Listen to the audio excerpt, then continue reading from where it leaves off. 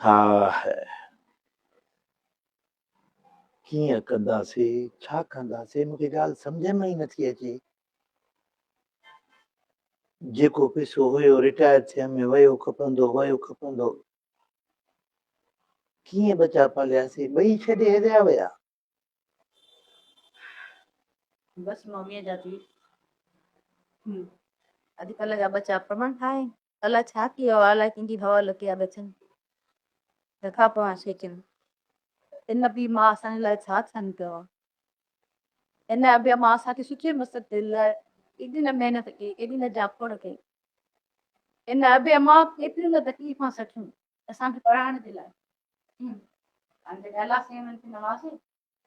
असांखे छॾे बस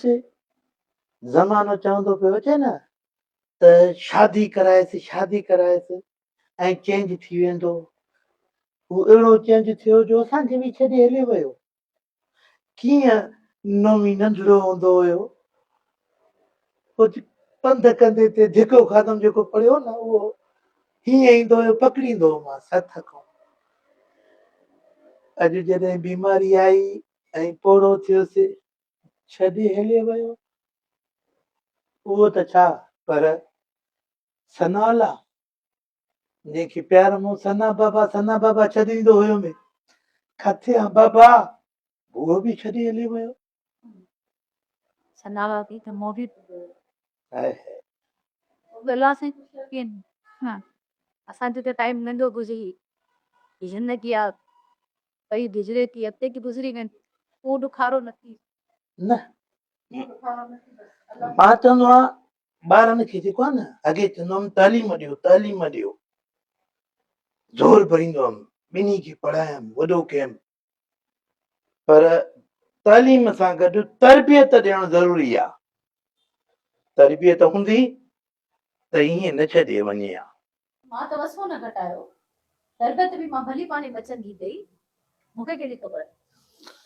फ्री औरत ईंदी हेर औरत असांजे घर में ईंदी असां में जुदा थी वेंदी न हुनजो को ॾोह न आहे हुनखे तरबियत मिलियल हुजे हा न ऐं हू पोइ पाण ई सम्झी वञे हा अहिड़ी ॻाल्हि न आहे बहरहाल हाणे छा थींदो हाणे त असांजी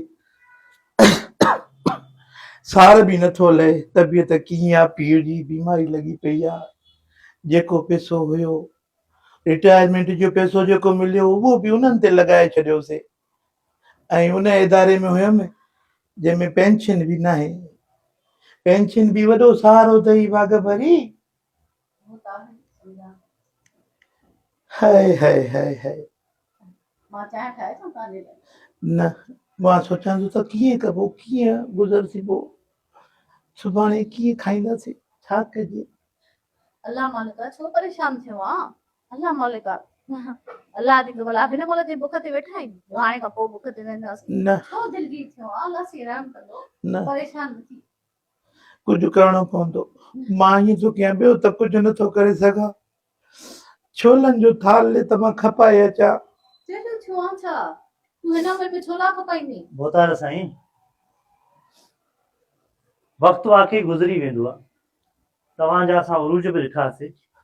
ऐं असांखे पंहिंजा वॾा ॻाल्हि कंदा हुआ त माण्हू तव्हांजे दरनि तां पली वेंदा हुआ